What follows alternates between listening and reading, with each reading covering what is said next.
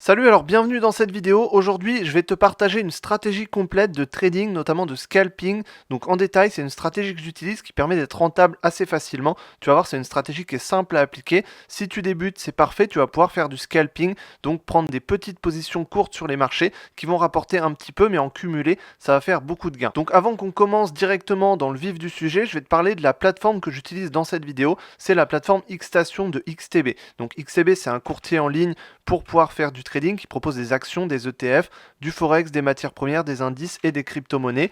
Donc c'est un courtier qui permet également d'avoir une rémunération sur les fonds qui ne sont pas investis, donc ça c'est intéressant. Ça fait plus de 20 ans qu'ils existent, ils ont plus d'1 million de clients et il y a plus de 6400 actifs sur lesquels il est possible de trader et d'investir.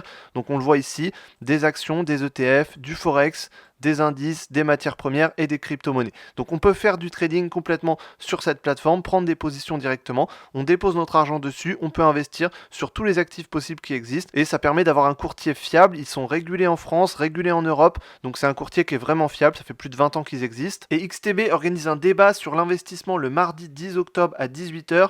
Voici le trailer.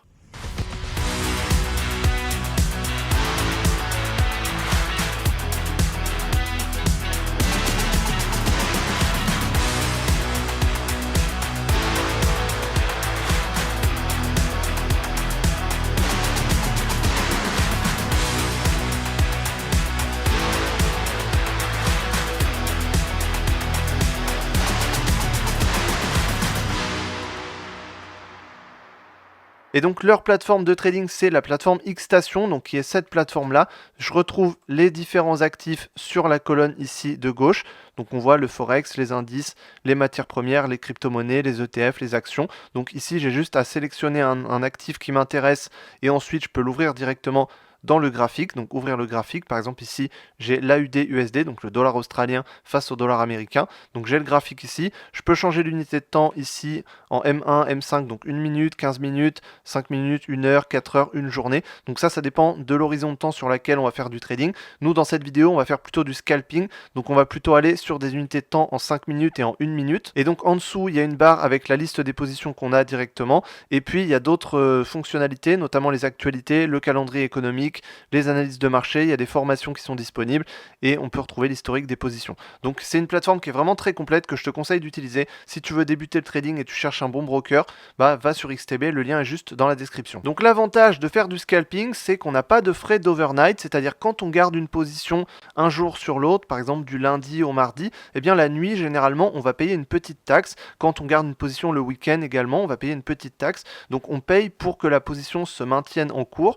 Donc quand on fait du scalping, du trading sur des courtes périodes comme ça, on va prendre des positions très rapides, donc ça va aller très vite et ça permet de générer des gains rapidement et on n'a pas de frais d'overnight, donc ça c'est intéressant. On va pouvoir générer des gains très rapidement en quelques minutes. On va se faire par exemple des sessions de 1 heure, on va faire du scalping pendant 1 heure, on va prendre plein de positions d'affilée et ensuite on va générer donc des petits gains à chaque fois, mais cumulés ça va faire beaucoup de gains. Donc avant toute chose, il y a un élément qu'on va utiliser au niveau de l'analyse technique, c'est d'abord les supports et résistances. Donc j'en ai parlé déjà dans une autre vidéo, mais c'est vraiment très important de bien comprendre les niveaux de support et de résistance, puisqu'en scalping, ça va être vraiment très important. Donc là, je suis sur l'US 500, donc le S&P 500. On va le laisser en journalier pour trouver les supports et résistances. Ce qu'il faut faire quand on démarre l'analyse, c'est qu'on commence d'abord généralement en daily, donc en unité de temps une journée, donc c'est ce qu'on va faire. On va tracer des niveaux de support et de résistance, éventuellement des droites de tendance, mais en scalping, ça va pas forcément être le plus utile.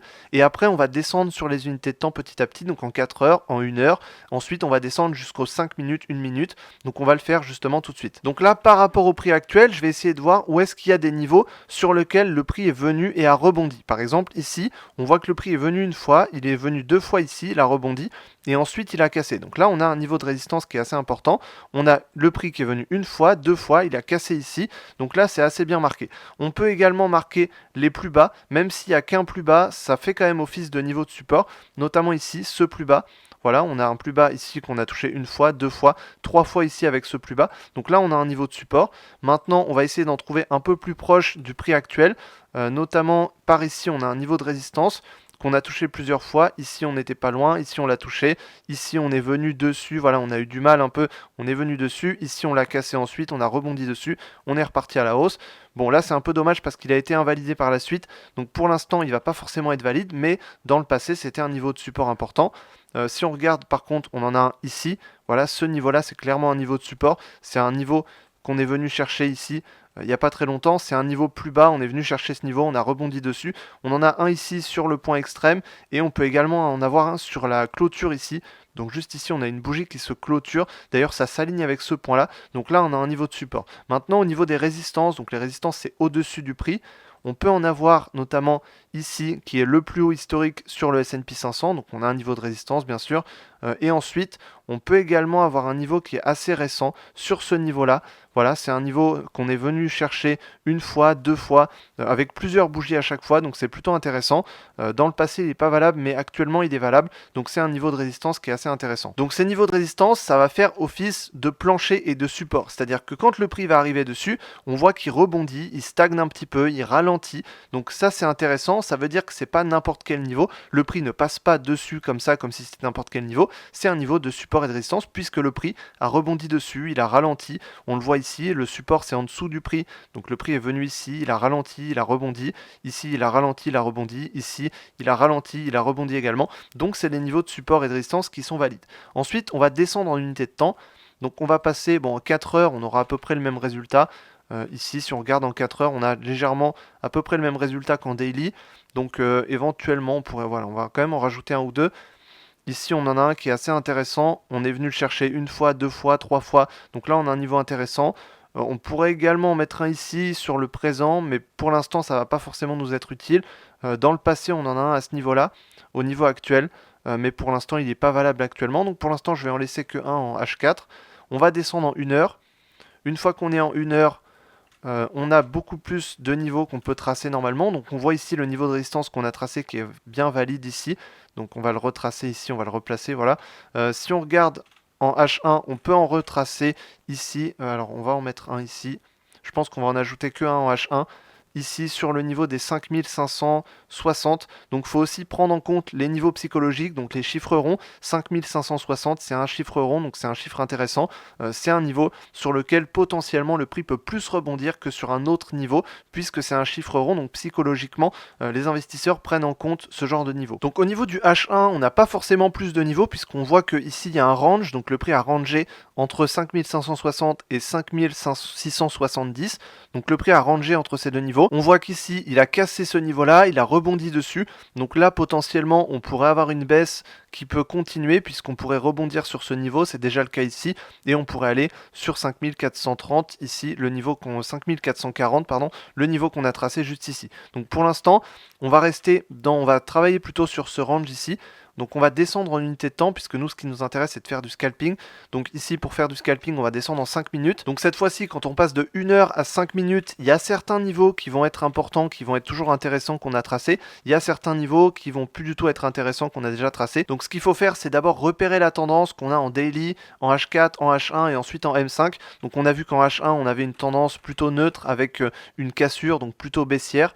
Et cette fois-ci, on est plutôt dans un range. Comme souvent sur les petites unités de temps, on est la plupart du temps en range. Donc là, on est en 5 minutes, c'est normal. On a parfois des tendances comme ici, on voit la cassure qu'on a vue en H1. Cette fois-ci, on la voit en zoomé. Donc on voit que le prix est vraiment parti à la baisse assez fortement. Ensuite, il a rangé à partir de ce niveau-là. Donc à ce moment-là, on peut également tracer des droites de tendance. Ça va pas forcément être le plus utile. Donc c'est pour ça que je vais pas en parler dans cette vidéo. On va surtout parler des supports résistance, mais surtout des indicateurs techniques. Donc là, on a un niveau de support ici en dessous du prix. On a également un autre niveau de support qu'on peut tracer en dessous, donc sous le prix vraiment à ce niveau-là. Et ensuite, sur cette zone-là, on a également d'autres niveaux. On a un niveau de support, donc on a même deux niveaux ici qui ont été tracés. Ici, on a eu un range qui était assez bien marqué. Donc ce petit range ici, on peut le tracer avec un niveau au-dessus, un niveau en dessous. Ici, on a eu une tendance, donc ça n'a pas trop rangé. Et ensuite, on a eu le grand range ici qu'on a vu tout à l'heure, entre 5640, 5670. Donc là, on a un range à ce niveau-là. Nous, on va plutôt travailler sur ce range ici. Donc maintenant qu'on a repéré nos différents niveaux de support et de résistance qui pourraient nous être utiles dans le futur, on va commencer à ajouter les indicateurs techniques pour la stratégie de scalping. Donc pour ça, je vais aller sur F de X ici, donc indicateur, et je vais taper l'indicateur qu'on va utiliser. Le premier indicateur qu'on va utiliser, ça s'appelle le MACD. Donc ça veut dire Moving Average Convergence Divergence. Donc c'est tout simplement un mélange de moyenne mobile. Donc au niveau de la configuration, on va laisser moyenne mobile exponentielle rapide à 12, moyenne mobile plus lente à 26 et courbe de signal à 9. Je vais mettre en épaisseur 2 pour qu'on voit bien. La courbe du MACD est en orange, la courbe de signal est en rouge. Donc ici, on les voit sur le graphique, ça va s'ajouter sous la forme d'un deuxième graphique sous le prix. Donc ici, à ce moment-là, on a la courbe en orange qui est donc la courbe du MACD. Donc c'est la différence entre la moyenne mobile exponentielle de 12 et la moyenne mobile exponentielle de 26. Donc c'est une différence entre deux moyennes mobiles exponentielles. La moyenne mobile exponentielle, ça permet de prendre beaucoup plus en compte les cours récents. Donc c'est beaucoup plus adapté pour faire du scalping. C'est pour ça que le MACD est un bon indicateur pour faire du scalping. Et ensuite, la courbe de signal qui est en rouge, c'est celle qui va nous intéresser. Donc c'est la courbe qui est tout simplement la moyenne mobile exponentielle de 9 sur le MACD. Donc c'est tout simplement une moyenne du MACD, c'est la courbe qui va nous donner le signal. Donc concrètement, ça s'utilise comment? Quand le MACD va franchir sa courbe de signal, c'est une opportunité à l'achat ou à la vente. On voit également que sur l'indicateur, il y a un histogramme. Cet histogramme, donc avec les petites barres ici, ça correspond à la différence qu'il y a entre le MACD, donc la courbe en orange, et la courbe en rouge. Plus l'histogramme va être grand, plus il y a d'écart entre la courbe de signal et la courbe du MACD. Par exemple, ici, on voit que l'histogramme est grand, les barres sont très grandes, parce qu'il y a beaucoup d'écart entre les deux courbes. Donc concrètement, ça veut dire que le MACD est loin ici de sa courbe de signal, donc ça veut dire que la tendance est forte, la tendance est même très forte ici à ce moment-là, donc l'histogramme représente aussi la tendance. Donc concrètement, on va pouvoir prendre une position quand on a le MACD qui va croiser sa courbe de signal. Par exemple ici, donc là, par ici, voilà, on a un bon exemple ici, la courbe du MACD s'était un peu éloignée de sa courbe de signal. On voit qu'ensuite elle est revenue, elle a croisé sa courbe de signal et à ce moment-là on a une opportunité d'achat. Donc là ça peut être intéressant, on a un franchissement ici qui est plutôt net, qui est bien fait. Sur le prix ça correspond à ce niveau-là. Donc là à ce moment-là on a eu une petite hausse quand même. On a eu une petite hausse à ce moment-là, donc là c'était plutôt intéressant. La tendance ensuite a continué. Bon ensuite c'est parti sur un range, donc ça c'est pas une position qui va durer très longtemps, mais on est là pour faire du scalping après tout. Donc là sur un scalping ça peut être plutôt intéressant. À ce moment-là, si on regarde d'autres exemples, ici par exemple, la courbe de signal la courbe du MACD avait franchi sa courbe de signal. Donc là, on a eu une opportunité plutôt intéressante. On voit que c'est parti à la hausse ensuite. Donc pour des petites positions, hein, toujours pareil, on fait du scalping, ça peut être intéressant. Ensuite, bon là, on voit qu'on a quand même une tendance baissière. Donc là-dessus, il faut plutôt privilégier les positions qui vont être vendeuses. Quand on a une tendance baissière, on va plutôt essayer de vendre. Quand on a une tendance haussière, on va plutôt essayer d'acheter. Donc là, à ce moment-là, sur le MACD, on va plutôt essayer de chercher des opportunités dans le sens de la tendance. Par exemple, celle-ci est plutôt dans le sens de la tendance. On voit qu'on a un croisement, le MACD va croiser sa moyenne ici. Donc là, il part à la baisse. Le prix ensuite est parti à la baisse, on le voit. Mais du coup, l'avantage, c'est qu'on est dans la tendance. Donc on peut garder sa position un peu plus longtemps. Même si on fait du scalping, si on garde sa position un peu plus longtemps, c'est toujours plus intéressant parce que ça permet de générer quand même plus de profit. Donc quand je dis plus longtemps, c'est bien sûr quelques minutes. On n'est pas là pour tenir une position des heures et des heures. Juste quelques minutes en plus, ça peut déjà faire la différence. Là, on est en 5 minutes. Donc on peut tout à fait descendre en 1 minute pour utiliser cette stratégie. Ça fonctionne tout à fait. Il faudra bien sûr prendre en compte la tendance. Donc en 1 minute, généralement, on a des tendances qui sont quand même assez neutres. Mais sur les ouvertures de marché, notamment à 8h, à 15h30, à 17h30, et à 22h, on a quand même parfois de la volatilité et des tendances qui peuvent se dégager, donc il faut faire attention. Donc ça s'utilise comme ça. On va repérer les endroits où la courbe en orange va croiser la courbe en rouge, donc où la courbe du MACD va croiser sa courbe de signal. Donc l'avantage du MACD, c'est que c'est un indicateur qui est très rapide, qui détecte les retournements de tendance très rapidement, et donc pour du court terme, c'est vraiment adapté. Il détecte les opportunités très tôt. Par contre, le problème qu'il y a, c'est que parfois il peut y avoir des faux signaux. On a parfois des cassures où il n'y a pas eu un mouvement suffisamment intéressant pour pouvoir finir la position en profit. Donc ce qu'on va faire, c'est qu'on va ajouter un deuxième indicateur technique qui va nous permettre de confirmer les opportunités ou pas, parce que sur la MACD, là concrètement, il y a plein d'opportunités qui arrivent à chaque fois, des croisements, il y en a quasiment à chaque fois, toutes les 5 ou 10 minutes, il y a un croisement, si on est en unité de temps 1 minute.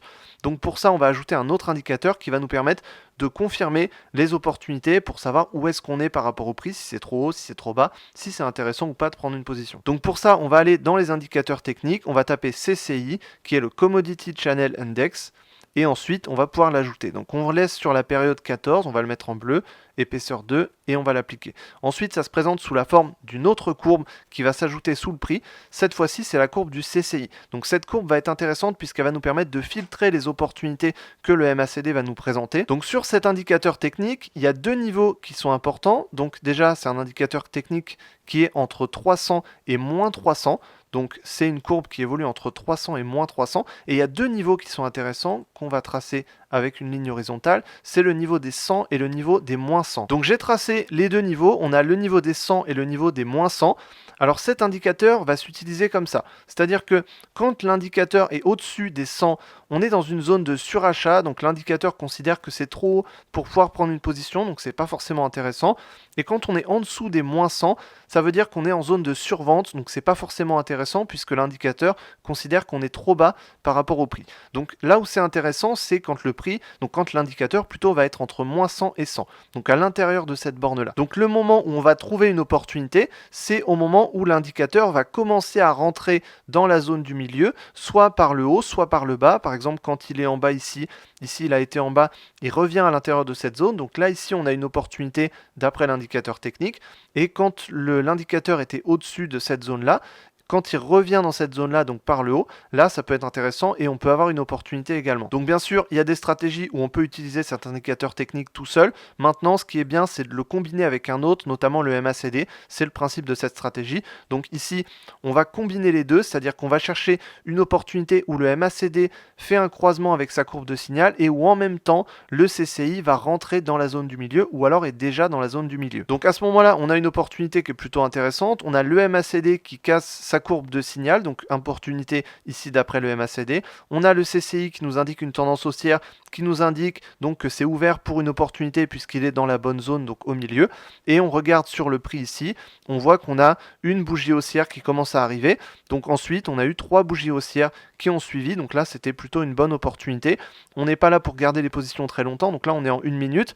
Ça veut dire que c'est une position qui va durer 2 ou 3 minutes. Donc si on garde cette position sur une bougie, ça fait 1 minute. Donc voilà, ce genre de position, on peut les tenir 1, 2 minutes, 3 minutes maximum. On n'est pas là pour tenir des positions très longtemps. On est là pour que ça aille vite. Ce genre de stratégie, c'est à tester. Voilà, on a quand même moins d'opportunités en combinant les deux indicateurs techniques, mais ça reste beaucoup plus intéressant puisqu'on va avoir des opportunités de meilleure qualité. Par exemple, ici, on a un CCI qui est dans la zone, on a un MACD qui casse sa courbe de signal, et on voit qu'ici, on a eu plusieurs petites bougies. Globalement, c'est plutôt monté, donc on a eu une hausse ici. Donc là, une bonne opportunité également. Et si on regarde comme ça, des opportunités, on peut en trouver vraiment pas mal. Par exemple, cette opportunité ici, on a le MACD qui casse sa courbe de signal, on a ici le CCI. Alors là, c'était un peu plus compliqué puisqu'il est passé au-dessus de la zone. Donc à ce moment-là, bon, on pouvait prendre l'opportunité, mais c'était quand même plus risqué. Donc le CCI nous disait de ne pas la prendre pour l'instant. Suite à ça, le prix est quand même monté, donc finalement c'était une bonne opportunité. Mais voilà, le filtre permet de filtrer les mauvaises opportunités parce que parfois il y en a. Le MACD ne nous donne pas toujours des bonnes opportunités. Et parfois on peut avoir des opportunités qui sont vraiment explosives. Ici, si on regarde cet exemple-là, on a la courbe du MACD qui vient casser sa courbe de signal. On a le CCI qui est en tendance haussière, qui est dans la zone, donc toujours intéressant. On a une belle bougie haussière suite à ça. Donc on prend position après la bougie haussière, toujours on prend position après une bougie, après la clôture d'une bougie. Donc en 1 minute, ça dure 1 minute, donc c'est assez rapide. Et ensuite, on a eu un bon mouvement haussier suite à ça. Donc là, même si on reste en position 1 ou 2 minutes, on prend les petites bougies. Ici, on finit en positif. Même si on attend un petit peu, on finit en positif. Donc là, c'est plutôt intéressant. Des opportunités comme ça, il y en a partout. Il suffit d'aller prendre ces deux indicateurs techniques, un peu de support et de résistance, mais on voit que voilà, on les utilise pas beaucoup puisque c'est vraiment les indicateurs techniques la base de cette stratégie. Et ensuite, on va chercher les opportunités. On fait des sessions d'1 heure de scalping, on prend 1 heure de son temps, on fait un peu de scalping, si possible pendant les ouvertures de marché. Donc les meilleurs horaires, c'est bien sûr entre 15h30 et 17h. Donc c'est la meilleure horaire puisqu'on a les marchés européens et américains qui sont ouverts en même temps. Maintenant, on peut faire du scalping le matin très tôt vers 8h ou alors un peu plus tard jusqu'à 22h sur les marchés américains. Donc cette stratégie fonctionne très bien. C'est une stratégie que j'ai utilisée également. Donc tu peux aller voir, j'ai fait des live trading donc avec une autre stratégie cette fois-ci. J'avais fait des live trading sur le day trading avec une autre stratégie que j'ai expliqué dans une autre vidéo. Donc cette stratégie fonctionne très bien, c'est une stratégie que j'ai pas mal utilisée pour faire du scalping. C'est une stratégie qui est très intéressante puisque le MACD va nous donner de très bonnes opportunités. Donc cette stratégie fonctionne principalement grâce au MACD puisque c'est un indicateur qui est très réactif et qui nous donne des très bonnes opportunités sur le très court terme. Donc voilà pour cette vidéo. Si tu veux trader sur la même plateforme et investir via XTB, le lien est dans la description. Tu cliques dessus, tu peux ouvrir un compte directement. Ça va te permettre de trader avec un courtier régulé en France et en Europe qui ont plus de 20 ans d'existence. Donc c'est un très bon courtier si tu veux commencer à investir. J'espère que je t'ai aidé dans cette vidéo. Si tu veux en savoir plus sur le trading, il y a tous les liens dans la description. Il y a des formations complètes, notamment une formation gratuite dans laquelle je t'explique ma méthode de trading complète. Donc j'espère que je t'ai aidé dans cette vidéo et je te dis à la prochaine dans une autre vidéo. Salut!